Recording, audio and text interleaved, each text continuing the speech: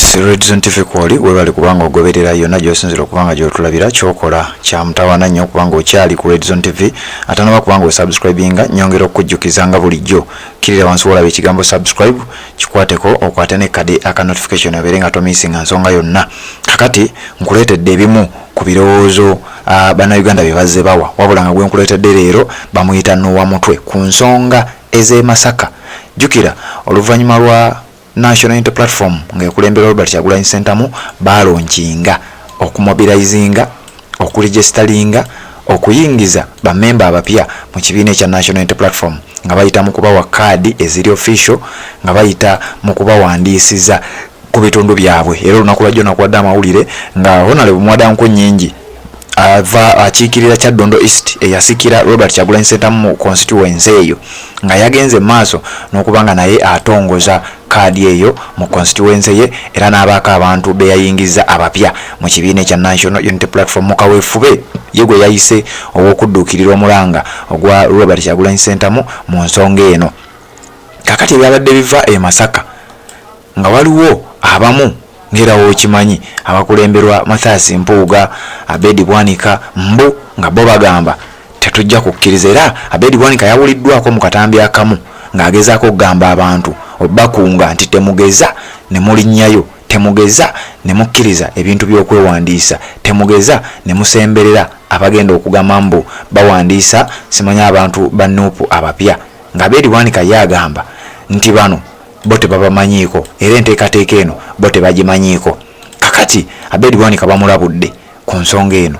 Va ku bantu baregisteringe, va ku bantu bakola omulimu gwabwe, tetwagala otabule mbeera egenda kubanga ebirawo. Era bamulabudde ekiyinza okubeera nga kibeerawo nti abantu b'e Masaka si ggwe abategeerera, si Mathias Mpuuga yabategeerera, abantu baleke bakole bo kye bakkiririzaamu nti kituufu. Kakati essaawa eno njagala kubanga nkuwa ebigambo ebya Noah Mutwe byayogedde ku nsonga eno ng'alabula Abedi Bwanika n'abantu abalala b'e Masaka. Abedi Bwanika ono jjukira yali mu kibiina kye nga olaba ekifaananyi ekyo, yali mu kibiina ekya PDP oba kye yayita People's Development Party nga we twogerera yakiddukamu n'agenda n'ayingira ate ekibiina ekya National Unity Platform ne kimuwa kaadi gye yasinzirako okubanga akiikirira abantu bakimanya kabonera mu Parliament. Kakati bano mbu bayinza okubanga be baviiriddeko n'ababooda be walabye ababadde beerimbisa okuba ababooda nga bagamba muffe tetugenda kukkiriza Robert Kyagulanyi Ssentamu kuyingira Masaka. Kati no babalabudde nti temugeza okuyingirira eggaali eya Robert Kyagulanyi Ssentamu ng'eyingira e Masaka kubanga tekijja kubabeerera kyangu nga mmwe bwe mulowooza, era wajja kubaawo ensasagge y'amaanyi nnyo. So mwandibadde bagezi nnyo ne muba nga muleka enteekateeka za Robert Kyagulanyi Ssentamu ne zitambula nga bwe zirina okubeera nga zitambula. Otherwise kiyinza okuleeta obuzibu bwe mutaasobole kubeera ng'ate muvaamu. Kakati gwali ku mukutu guno ogwa Redzone TV nja kusaba nga tona subscribinga kirira nsawo olaba ekigambo subscribe kikwateko kwata kade ka notification abeere nga tomisinga nsonga yonna nze gye nkuwe bino ate era tubeere nga tweyongerayo. Wanga from the word go Masaka ebadde opposition kati ekoyo okubeera ku opposition. Kati gwe naleeta ekibozibozi nti Masaka ebeerewo opposition bikoze bitya. Wanira ki audio kyempulidde ekitambule ekya Abedi Bwanika ng'aganda banna Masaka okugenda okukola okuregisteringa mu bitabo bya NUP nti abakulembeddemu okukola omulimu guno tebabategeera tebabamanyi si bakulembeze ba NUP. Abedi Bwanika ndi wano okukakasa n'okubuulira nti kakutande weetantale ogeza olinnye ku kitebe kya NUP e Masaka oba ku office nti ogezaako kugaana nteekateeka za kuregisteringa banna Masaka okuyingira mu registra ya NUP. So gwe muganda wange abadde ngamba nti Bobi Wine atambule alinnye ajje Masaka. No, akole ki? Obanga alaga nti Mpuuga ne Abedi balina kye bategeeza kinene nnyo eri ku struggle eno. Mune struggle eno teyimiridde ku bantu sekinoomu. Buli tukya tulina ebintu ebitubeeza mu struggle muno. Okategedde mwana wa maama. Buli lukya tulina ebintu ebitubeeza mu struggle muno. Banna Masaka baali balimi ba mmwanyi. Abagagga abaafubutukanga e Masaka eyo bonna abasinga baalinga mu bizinensi ya mmwanyi. Olwayo osobola okubuuza Masaka erimu factory z'emmwanyi mmeka. Masaka ye yalinga food hub ku matooke. Olwayo osobola okubuuza Masaka eyingiza amatooke genkana ki, omuwendo genkana ki. So kino ekintu kyaffe kisukka okuba ku bantu sekinnoomu nga olaba Mathias Mpuuga ne Abedi Wanika kisukka, you know.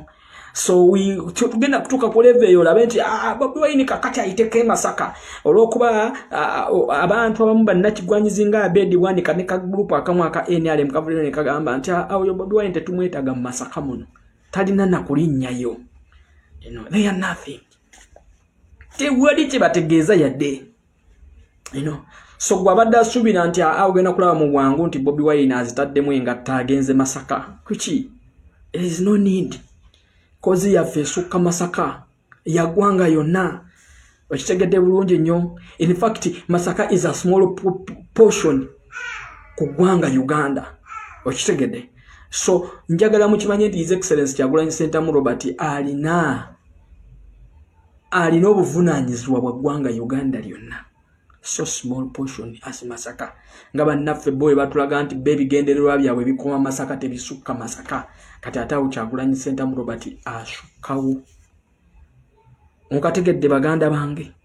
Ate abo bantu bakulu buli kigenda mu maaso bakiraba, buli kimu kyonna bakyetegereza.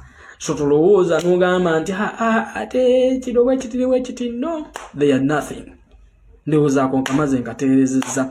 Kakati njagala okubuuza Mama Surrogate Wafcast Anita Amongo. Why? Bannayuganda miliyoni 48 mbwetisa omusalaba gwabwe ani eyakutuma? Ffe twali twawomerako ku ssente ezo ez'obulyake.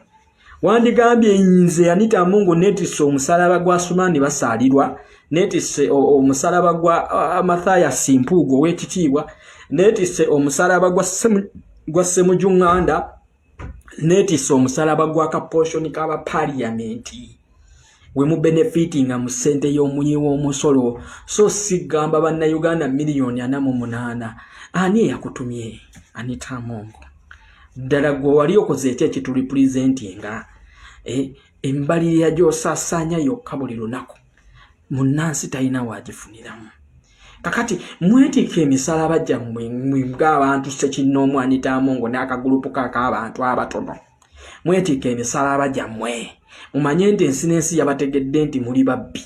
However much General Museveni ne wanaaba abagumiikiriza n'abakweka ensi n'ensi yabategedde nti muli babbi, muli balyake, tebalina kubeesembereza. Semwetikka omusalaba gwammwe, muleme kutusiduwalirako, mutuleme kutumanyiira, muleme kutukakkanya kututuusa ku ssali tugamba nti kati nze nuwa mutwe nalyawa ku ssente zammwe ez'obulyake, naziryawa.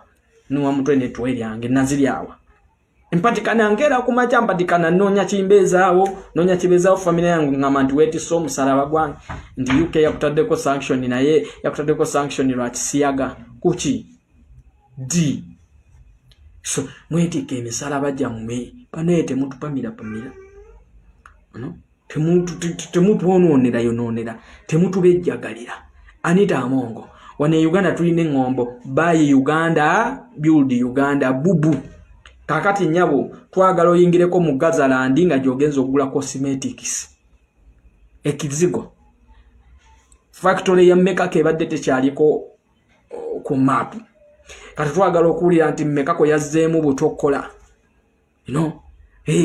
Kakati muddeeko wane Uganda, abajjanjabireko e Uganda, engoye muzambalireko wane Uganda, ekizigo mwesige kya wano Uganda, muleko okutusiwalirako. Toyina munna Uganda n'omugwe weetekedde musalaba gwo.